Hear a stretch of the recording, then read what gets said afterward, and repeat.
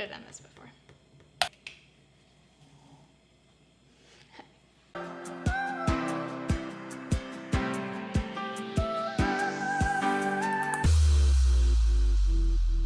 Hey everyone, I'm Sav and this is Log of Meats. Today we're going to be making an urban crusted rack of lamb with a red wine sauce. We're going to be coating this rack of lamb in a panko crust with rosemary and mint, roasting it to a medium rare temperature, and then finishing it off with a minty red wine reduction. This is a fancy seeming dish that actually doesn't take much time to prepare at all. Let's take a look at the ingredients. We're going to be using a 8-rib rack of lamb, a little bit of Dijon mustard, a drizzle of olive oil, 3/4 cup of panko, 3 tablespoons of butter, half a cup of shredded Parmesan, 3 cloves of garlic, 1 sprig of thyme, 3 to 4 mint leaves, a 1/4 cup of parsley loosely packed, 2 sprigs of rosemary, salt and pepper. Then for the sauce, we're gonna need half a cup of red wine, half a cup of beef stock, 1 shallot, 1 clove of garlic, 5 to 6 mint leaves, and a tablespoon of butter. Let's get cooking. So we are using a rack of lamb from a company called D'Artagnan, and you can buy their products online. They have everything from chicken, turkey, beef, lamb, pork, but also pheasant and wild boar and sweetbreads and goose, anything you can really think of, a lot of exotic animals, you can probably find it at this company. And they even have truffles and different kinds of mushrooms and a lot of cured meats like duck prosciutto and so many awesome things. And I love this company because all their meats are free range and they use sustainable, humane farming practices, which is awesome. So this is a domestic lamb, so it comes from the United States. You can get them from either Australia and New Zealand or the US. In Australia and New Zealand, the lamb is always grazing on pastures. So they have a bit more of a gamey flavor than the US. The US, they start grazing on pastures and then they're finished off like grain. It has a bit milder, almost beef-like flavor. I will put a link to this rack of lamb in the description below. Check out all the products that D'Artagnan offers. They are awesome. You're gonna start seeing them a lot more in our videos. We absolutely love them. All right, so here is our rack of lamb, and this is Frenched, which means that the bones are cleaned off. It still has this nice fat layer on top. If I wasn't doing a panko crust on top, I would probably leave this on. You can score the fat a little bit so it renders out a bit quicker. However, we are putting that coating on it and I don't want all that lamb fat to make it all soggy and leak through. So we're gonna trim this up a bit and take off all this fat.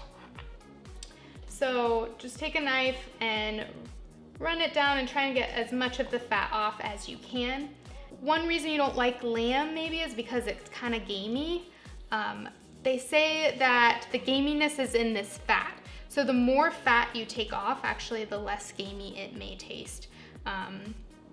This is kind of a already pretty lean and lean piece of meat, so it doesn't have a ton of fat. So it's gonna be less gamey than like a leg of lamb or something like that. So go ahead and just take off as much fat as possible, trying not to take off any of the meat. All right, so we got quite a bit of fat off the top. But now you can see there's this layer of silver skin right here. That is going to be chewy, so you do not want to leave this on, so we're going to get this off. Just try and get a little flap of it. Again, trying not to cut off any meat, or the least amount as possible.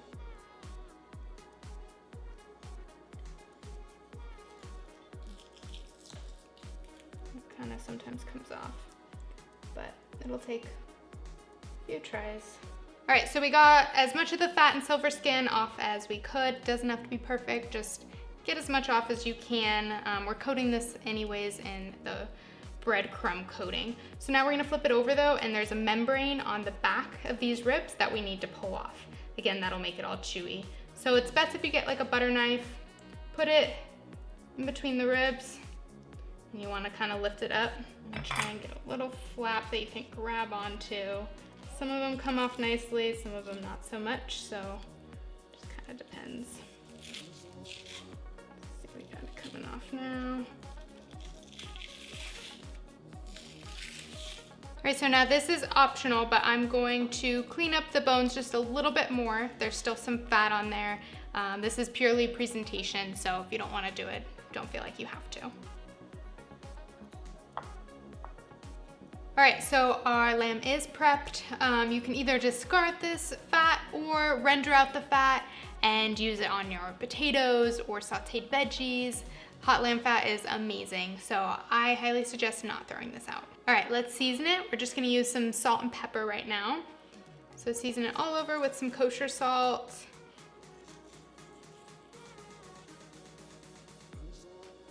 And then of course the sides as well. And now we'll do some freshly cracked black pepper. Right, and we'll set this aside. And we'll let it come up to room temperature, so for about 30 minutes. For lamb, what I've read in Serious Eats, that dry brining it, like seasoning it and leaving it in the fridge for like 24 hours or something, doesn't really help with the flavor. They actually taste pretty similar if you season it right away or let it dry brine and sit like we do with a steak. So up to you. I haven't tried it myself, but if there's no difference, then what's the point? While our lamb is coming to room temperature, let's go ahead and make our coating. You're gonna need a food processor. Oh, I don't have my blade in there. Here's my blade. Let's put that in there. And we're going to use 3/4 cup of breadcrumbs, panko. Now I'm using panko that I bought from the store. You can use fresh breadcrumbs as well and just toast them a bit, but I'm being lazy. Now, this recipe is inspired by Gordon Ramsay. I saw on MasterChef he made this herb encrusted rack of lamb with red wine sauce and it looked incredible. But the video is like 3 minutes long. I don't know what he did. I don't know what temperature the recipe was, how much parsley he put in, you know, all that. I wanted to kind of recreate his recipe and make a step-by-step video so others can actually follow the recipe.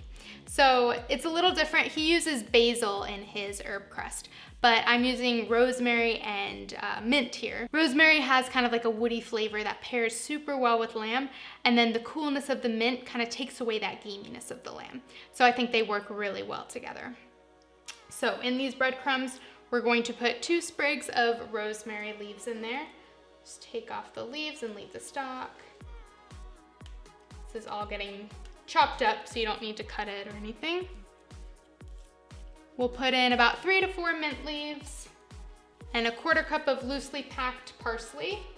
Just get the leaves, kind of the tender stalks are okay though. And then 1 clove of garlic. You want to use a block of Parmesan here. It is way better than the already grated kind. That kind has like a waxy coating on it and it doesn't melt very well. So get a block and use a microplane and shred it yourself. So we're gonna use 1/2 cup. I'm gonna get it all over as I do this. All right, we got 1/4 cup here. Do 1 more. Now we're going to put a drizzle of olive oil in there, and you just want just enough so the coating can kind of come together, but not too much. That's about it. We'll throw in just a pinch of salt and some black pepper.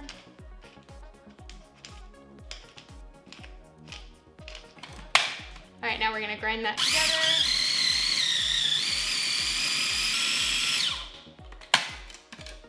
I'm gonna add just a little tiny bit more olive oil, just like literally a little splash. Mix that up. Perfect. And you can see it's a nice green color from all that parsley. All right, now it's time to start searing our lamb. So we're going to turn on our stove to medium-high and let the pan heat up. So I'm using a cast iron skillet here. It heats evenly pretty well. You can also use a stainless steel. Don't use something like a non-stick pan. It won't sear this very well. And you wanna use something that you can put in the oven as well, because we're gonna just sear it on the stovetop and put it in the oven. We're gonna add about 2 tablespoons of our grapeseed oil. You wanna use a high heat oil, so something like canola oil, vegetable oil. Grapeseed oil is awesome, so I'm using that today. Don't use olive oil though. Let's let our oil heat up a little bit. All right, it's starting to smoke, so it's ready. We'll put in our rack of lamb.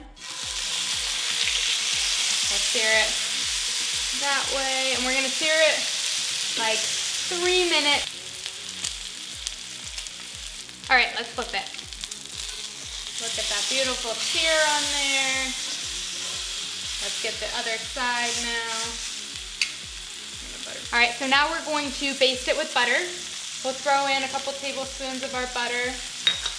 And we wanna throw in our garlic and our thyme as well. I'm gonna smash the garlic just a little bit. Throw that in there. Let the butter melt. And then you're gonna wanna take a spoon and just cover that guy and all that butter. This further browns the top of the meat and keeps it nice and moist. I love butter basting. How good does that look? That meat covered in all that butter. Oh my gosh.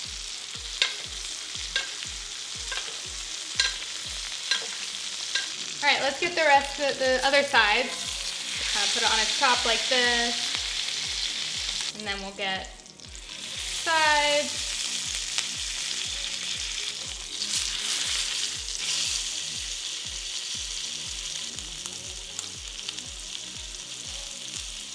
Now we'll put it face side up like that. We're gonna put it in the oven at 375 degrees for about 8 to 10 minutes until it reaches an internal temperature of 110. All right, so our lamb is up to 110, so we're going to take it out of this pan and just put it on a foil lined baking sheet. So my favorite part of this recipe is it is the perfect recipe to have friends over, guests over, and cook this for them, because I have a hard time, getting out all the sides and the main dishes and refilling the appetizers and drinks and also baking the dessert all at once. Like it's stressful. And so I like doing as much as I can before. This dish is way less stressful than a lot of others because now we're gonna let this rest for a little bit. We're gonna make our sauce and then we'll just put it in the oven for about 5 minutes. The time that it's resting is a little more forgiving. You don't wanna leave it out for half an hour, but you can let it rest for like 15, even 20 minutes while you're setting the table, getting the other sides ready, and you don't have to worry about this. So that's why I absolutely love it. Yeah, if you don't have a husband that helps out, then this is a great dish for you. All right, so while our lamb is resting for a few minutes, let's discard our fat. We're gonna make the sauce in this pan. So you wanna leave about a tablespoon of the fat. So before we make our sauce, while our lamb is still really warm, we want to coat it in our mustard. This way the mustard kind of seeps into it and flavors the meat as well. So we'll just put a little bit of mustard on top and we brush it in there, the brush. Just you want a nice light coating on it. This is gonna help our breadcrumbs stick as well. Whoa, that's not a light coating, but let's spread that all around. We're not gonna coat this side with the bone, so you don't have to get that side, but just this part as well. So now I've got our breadcrumbs on a plate. So just roll it all around. And then also you can put some on and press it in. All right, so now we're gonna start our sauce. We're gonna first chop up our shallot, and all the solids are gonna be strained out of the sauce, so it doesn't really matter how you chop them up. You can just do a rough dice is totally fine. It's just here to flavor the sauce, but again, you're not gonna be eating it, it's gonna be strained out. And then same with the garlic, strained out, so rough chop is totally fine. All right, same with the mint. We can just roughly chop these. Let's turn on our stove to about medium high. Our pan is already pretty warm, so we don't need to really let it heat up. And you can see all this fond, like stuck on bits from the lamb in our pan. So we're gonna incorporate that into our sauce when we deglaze the pan with the wine. It's gonna add an amazing flavor to it. All right, let's add in our shallot and garlic. Now we're gonna let this saute for about 2 to 3 minutes until the shallots are translucent. All right, now we're going to add our half a cup of red wine. You want to use a cheap red wine. Don't spend like $50 or something on this. But you do want to use a drinkable wine because this is the base for our sauce. If you're just using a splash of red wine, you can use a really cheap wine, but I like to use something, not that that's pretty cheap, it's like $7 or something, but it's drinkable. I would totally could have a glass of that. So now we're gonna let this reduce until it's about a third of what we started with. We're gonna add in our mint as well, so we can reduce with the wine and impart all that minty flavor into our sauce. And while that's reducing, I am going to have a glass of this. This is a great wine we get at Costco, super cheap, but it's actually really good. All right, so our wine has reduced down quite a bit. We're going to add in half a cup of our beef stock. And now we're going to bring that up to a simmer and let that reduce down until it coats the back of a spoon. So this should only take a few minutes to reduce. So while that's reducing, we're going to put our lamb back in the oven at 375 for about 4 to 5 minutes just to get this breadcrumb a bit crispy. Okay, so our sauce has reduced and now it leaves a trail when you run your spoon through it and it coats the back of the spoon. So we're gonna turn this off and we're gonna strain all the solids out using a fine mesh sieve. So we strained out the solids, we're going to stir through some butter. So it's hot enough now, we can just dump a tablespoon of butter in there and stir it through, it'll melt. This is gonna make it a little bit more creamy. Make sure you taste your sauce if you need to season it with salt and pepper.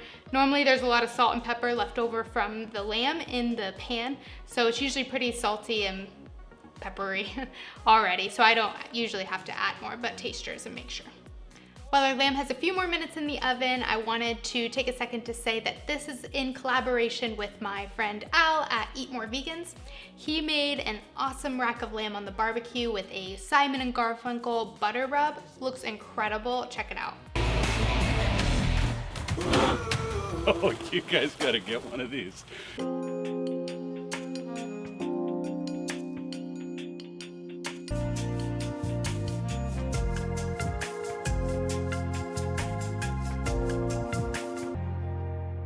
I hope ours looks half as good as that. Make sure you go check out his channel. There's a link in the description below.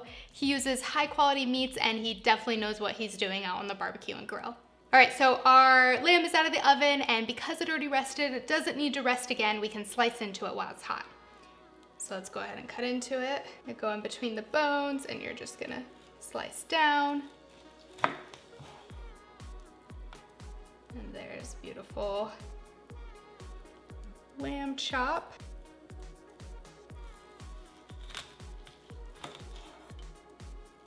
So this is a perfect medium rare cook on this. We cooked it to 110. Carryover cooking is gonna be about 10 degrees, taking it to 120. 120 to 125 is a medium rare lamb. It's a little bit lower of a temperature than the 130 to 135 of beef. So if you want it medium rare, cook it to 110 so it reaches that temperature of 120 to 125. All right, let's plate this. So I think I'm just gonna kind of put them in a ring and balance them on each other. So you can kind of see the redness of the lamb, but also that green crust. You wanna try and not get it all over the coating since it's kind of crispy. The sauce is gonna make it soggy. Drizzle a little bit, just kind of on the bones. We'll do kind of a ring around the plate as well. Should have got a bigger spoon. All right, let's take a bite of this. Just gonna grab one of these and you can just take a bite, you don't have to cut it.